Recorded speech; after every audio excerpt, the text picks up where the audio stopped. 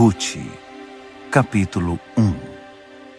Houve uma época, quando os juízes eram os líderes de Israel, em que uma fome assolou a terra. Um homem de Belém de Judá deixou sua casa e foi morar em Moabe. Ele levou a mulher e 2 filhos. O homem chamava-se Elimeleque, sua mulher Noemi e seus filhos Malom e Quilion. Eram efrateus de Belém de Judá. Os 4 mudaram-se para Moabe. Elimeleque morreu deixando Noemi e seus 2 filhos. Os filhos se casaram com mulheres moabitas. A primeira se chamava Orfa e a outra Rute. Eles viveram ali 10 anos. Mas os irmãos Malom e Quilion também morreram, e Noemi ficou sem seus filhos e sem marido. Certo dia, ela resolveu deixar Moabe e voltar para sua terra, pois ficou sabendo que o Eterno tinha se agradado em visitar seu povo e tinha mandado alimento.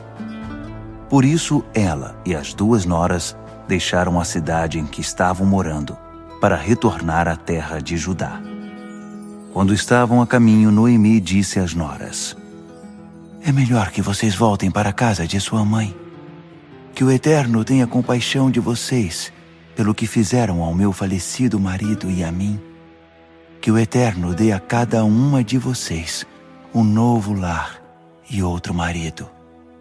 Ela as beijou e choraram alto. Elas responderam: "Não faremos isso. Iremos com você de volta para o seu povo." Mas Noemi insistiu: "Voltem, minhas filhas. Por que vocês querem ir comigo? Acham que ainda vou ter filhos e que eles vão se casar com vocês no futuro? Voltem, minhas filhas. Vão para casa. Estou muito velha para ter marido. Mesmo que eu dissesse, ainda há esperança, e hoje mesmo me casasse e tivesse filhos, vocês esperariam até eles crescerem? Aguardariam tanto tempo para casar novamente? Não, minhas filhas. Para mim, essa é uma experiência muito amarga, mais do que para vocês. O Eterno foi severo comigo." Elas começaram a chorar outra vez. Orfa beijou a sogra e se despediu. Mas Rute abraçou Noemi e ficou com ela. Noemi disse: "Veja, sua concunhada voltou para casa para morar com seu povo e seus deuses. Volte com ela." Mas Rute disse: "Não me force a abandoná-la. Não me faça voltar para casa. Aonde você for, eu também irei. Onde você viver, eu viverei. O seu povo será o meu povo, e o seu Deus, o meu Deus. Onde você morrer, também eu morrerei, e ali serei sepultada. Que o Eterno me ajude, nem a morte nos separará."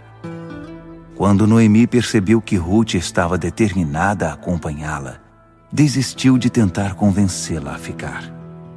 Então as 2 foram para Belém. Quando chegaram a Belém, a cidade inteira comentou: "Será que é mesmo Noemi? Depois de tanto tempo ela está de volta?" Ela respondia: "Não me chame de Noemi, mas de amarga. O Todo-Poderoso foi severo comigo. Saí daqui cheia de vida, mas o Eterno me fez voltar sem nada, apenas com a roupa do corpo. Por que vocês me chamariam de Noemi? O Eterno não o faria. O Todo-Poderoso arrasou comigo." Foi assim que Noemi voltou de Moabe com Rute, a moabita. Elas chegaram a Belém no início da colheita da cevada. Rute, capítulo 2.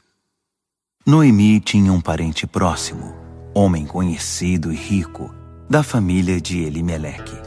Ele se chamava Boaz. Certo dia, Rute, a moabita, disse a Noemi: "Vou sair para trabalhar. Vou apanhar espigas atrás do ceifeiro que me tratar bem." Noemi concordou. "Vá, minha filha." Então ela partiu. começou a colher espigas atrás dos ceifeiros. Sem perceber, entrou no campo de Boaz, parente de seu falecido sogro. Naquele momento, Boaz chegou de Belém e saudou os trabalhadores. "O Eterno esteja com vocês."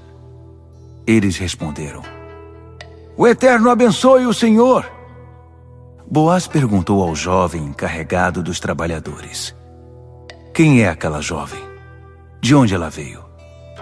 O encarregado respondeu: "Ora, ela é moabita, a que veio com Noemi de Moabe.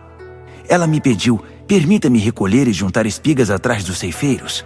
Desde então ela está aí, desde cedo até agora, trabalhando quase sem descanso." Boaz disse a Rute: "Ouça, minha filha, de agora em diante, não vá colher em nenhum outro campo. Fique aqui com minhas jovens. Observe onde elas estão colhendo e acompanhe-as. Não se preocupe. Dei ordem aos meus servos para não perturbarem você. Quando ficar com sede, beba a água dos potes que os trabalhadores encheram."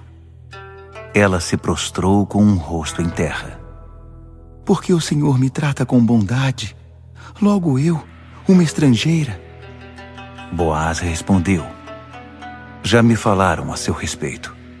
Soube que você tratou bem sua sogra depois da morte de seu sogro e que deixou seu pai, sua mãe e sua terra natal para morar no meio de desconhecidos. Que o Eterno a recompense pelo que você fez e que o Deus de Israel, a quem pediu abrigo, seja generoso para com você."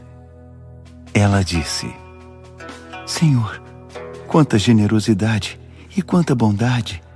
Eu não mereço. Fico comovida de ser tratada dessa maneira, pois nem sou daqui." Na hora de comer, Boaz convidou-a: "Venha cá, coma um pedaço de pão, molhe-o no vinho." Ela se juntou aos trabalhadores. Boaz passou o grão torrado para ela. Ela comeu a porção dela e ainda sobrou. Quando ela se levantou para voltar ao trabalho, Boaz deu ordem aos seus servos: "Deixem que ela junte, onde há ainda bastante espiga no chão. Facilitem o trabalho para ela. Aliás, deixem para trás algumas das boas espigas para ela juntar. Quero que deem a ela um tratamento especial." Rute recolheu espigas no campo até tarde. Ela debulhou o que havia colhido e chegou a quase uma arroba de cevada. Ela juntou tudo, voltou para a cidade e mostrou para a sogra o resultado do seu dia de trabalho. Ela também trouxe o que sobrou do almoço. Noemi perguntou: "Onde você colheu hoje?" "No campo de quem você esteve." "Bendito seja aquele que cuidou tão bem de você." Rute contou à sua sogra: "O homem com quem trabalhei hoje se chama Boaz." Noemi disse à sua nora: "O Eterno o abençoe. Afinal, Deus ainda não nos abandonou. Ele nos ama, tanto na hora difícil quanto nos bons momentos." Noemi prosseguiu: "Rute, aquele homem é nosso parente. Ele é um de nossos resgatadores." Rute, a moabita, disse: "E tem mais. Ele também me disse: fique com minhas trabalhadoras até o fim da colheita." Noemi disse: "Que notícia maravilhosa, minha filha.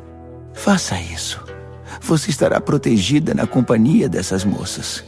Agora não há perigo de você ser molestada no campo de um estranho." Assim, Rute continuou a recolher espigas nos campos todos os dias, com as trabalhadoras de Boaz, até o fim da colheita do trigo e da cevada.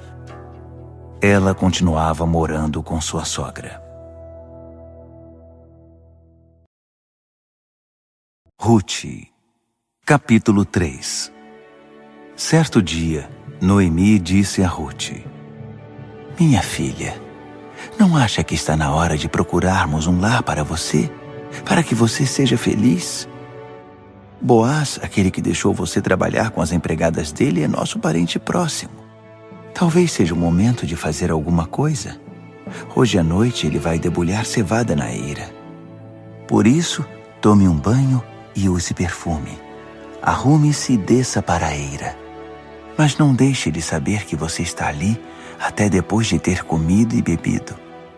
Quando você o vir saindo para se deitar, observe para onde ele vai e siga-o. Deite-se aos seus pés, para que ele saiba que você está disponível para se casar com ele. Depois, aguarde para ver o que ele dirá. Ele dirá a você o que fazer. Ruth respondeu: Vou fazer tudo conforme a senhora disse. Ela desceu a eira e pôs em prática o plano da sogra. Boaz se divertiu comendo e bebendo e ficou muito alegre. Na hora de dormir, deitou-se perto da cevada. Ruth o seguiu de mansinho e se deitou ali também, para mostrar sua disponibilidade para se casar. No meio da noite, o homem acordou de repente. Levantou-se e ficou surpreso quando viu a mulher dormindo a seus pés. Ele perguntou: Quem é você? Ela respondeu: Sou Ruth, sua serva. Proteja-me debaixo das suas asas. O Senhor é meu parente próximo e, como sabe, é resgatador. Tem o direito de se casar comigo. Ele disse: O Eterno abençoe você, minha filha. Que demonstração de amor! Você poderia ter escolhido qualquer outro jovem, mas não se preocupe. Farei tudo o que você quiser ou pedir. Todos na cidade sabem que você é uma mulher corajosa, uma pérola. Você está certa. Sou seu parente próximo. Só que há outro mais próximo que eu. Portanto, fique aqui o restante da noite. Amanhã, se esse parente quiser cumprir os seus direitos e deveres de resgatador, ele terá a prioridade. Mas se ele não estiver interessado, juro pelo Eterno que o farei. Volte a dormir. Ruth dormiu aos pés dele até de madrugada, mas se levantou enquanto ainda estava escuro, para não ser reconhecida. Boaz acordou e disse: Ninguém pode saber que você esteve aqui. Ele disse também: Abra a manta que você trouxe. Ela abriu a manta e ele a encheu com 6 medidas de cevada e ajeitou o embrulho nos ombros dela. Então ela voltou para a cidade. Quando ela voltou para sua sogra, Noemi perguntou: Como foi, minha filha? Ruth contou tudo que o homem tinha feito e disse: Ele me deu toda esta cevada, 6 medidas, porque me disse: Você não voltará de mãos vazias para a casa de sua sogra. Noemi disse: Agora descanse, minha filha, até vermos o que acontecerá. Esse homem não vai perder tempo. Preste atenção no que eu estou dizendo. Ele vai resolver a questão hoje mesmo. Ruth, capítulo 4. Boaz foi direto para a praça da cidade e ficou aguardando. Logo apareceu o parente mais próximo, que Boaz tinha mencionado. Boaz o chamou. Chegue aqui, amigo. Sente-se. O homem o atendeu. Boaz chamou 10 líderes da cidade e disse: Sentem-se conosco. Precisamos tratar de um assunto. Eles se sentaram. Então Boaz disse a seu parente: A propriedade que pertencia ao nosso parente Elimeleque foi vendida pela viúva, que voltou recentemente de Moabe. Eu queria que você soubesse disso. Se quiser, você poderá comprá-la de volta. Pode oficializar o resgate na presença dos que estão sentados aqui e dos líderes da cidade. A preferência para resgatar a propriedade é sua. Mas se não quiser, diga-me, para que eu saiba o que fazer. Você tem preferência, e o próximo da lista sou eu. Ele respondeu: Eu comprarei. Boaz acrescentou: Sem dúvida você está ciente de que quando você comprar o campo de Noemi, terá de assumir Ruth, a Moabita, viúva de nosso falecido parente, como parte da responsabilidade de resgatador e ter filhos com ela para manter a herança da família. Mas aí o homem disse: Nesse caso, não posso resgatar a propriedade porque estaria arriscando o que já é minha herança. Você está livre para fazê-lo. Cedo meus direitos, pois não posso resgatá-la. Antigamente, em Israel, era assim que se tratavam negócios de propriedade e herança. O homem tirava as próprias sandálias e as entregava para outra pessoa. Em Israel, isso correspondia a um selo oficial ou uma assinatura. Então, quando o parente resgatador de Boaz disse: "Você está livre para comprar a propriedade", ele tirou as sandálias para selar o acordo. No mesmo dia, Boaz declarou aos líderes e a todos os habitantes da cidade que estavam na praça: "Vocês são testemunhas de que comprei de Noemi tudo o que pertencia a Elimeleque, a Quilion e a Malom. Também assumi a responsabilidade pela estrangeira Ruth, viúva de Malom. Eu a tomarei por mulher para preservar a herança do falecido. A lembrança e a reputação do falecido não desaparecerão da família dela nem de sua cidade natal. Vocês hoje são testemunhas disso." O povo da cidade e os líderes concordaram. "Sim, somos testemunhas. Que o Eterno torne essa mulher que entra em sua família como Raquel e Lia, as mulheres que constituíram a família de Israel. Que o Eterno o torne uma coluna em Efrata e famoso em Belém. Que os filhos concedidos a você pelo Eterno por meio dessa jovem constituam uma família tão forte quanto a de Pérez, filho que Tamar deu a Judá." Boaz casou-se com Ruth. Ela passou a ser sua mulher. Ele teve relações com ela e, pela graça do Eterno, ela engravidou e deu à luz um filho. As mulheres da cidade disseram a Noemi: "Bendito seja o Eterno. Ele não deixou você sem descendente para cuidar. Que esse filho cresça e seja respeitado em Israel. Ele fará você se sentir jovem outra vez e cuidará de você na velhice. E sua nora, que o trouxe ao mundo e a ama tanto, sem dúvida é uma bênção maior que 7 filhos." Noemi pegou o menino e o segurou no colo. Acariciou-o, beijou-o e cuidou dele com todo carinho. As vizinhas começaram a chamá-lo o menino da Noemi, mas seu nome verdadeiro era Obed.